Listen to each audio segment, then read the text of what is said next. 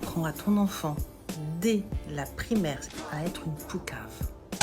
Apprends à ton enfant à être une poucave, une balance. J'ai constaté qu'ils avaient une croyance limitante qui était qu'il ne fallait rien rapporter.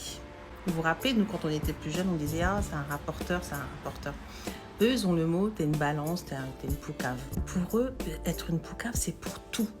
C'est pas que pour les choses anodines ou les choses graves. Il faut absolument que votre enfant sache faire la différence entre ce qui est grave à rapporter et ce qui n'est pas grave et qui peut ne pas être rapporté.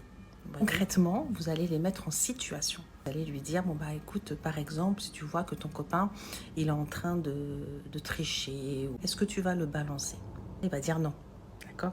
Donc là, il va dire non. Et puis, c'est pas gentil de balancer. Il va se faire punir pour pas grand-chose. Ensuite, vous allez lui demander, bon, bah voilà, t'as un copain qui se fait embêter par un autre copain. Tous les jours, il l'embête. Il lui prend son goûter, par exemple. Ça fait rire tout le monde. Et puis, l'autre, il est triste. Et voilà, il se passe rien. C'est comme ça tous les jours. Ou bien, tous les jours, bah, il lui tire les cheveux dans le rang.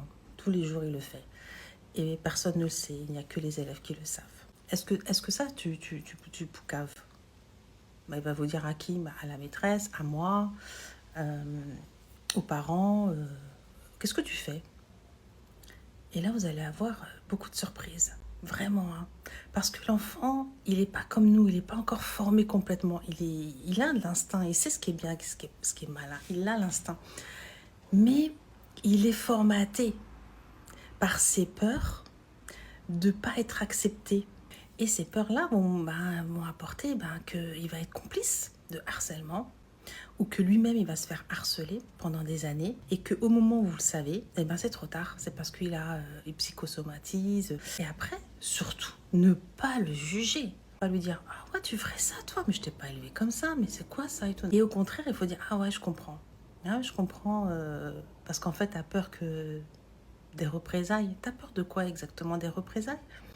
Ah oui, des représailles de qui? Quelles seraient les représailles? Est-ce que tu as déjà vu des représailles? Voilà. Est-ce que tu as subi des représailles?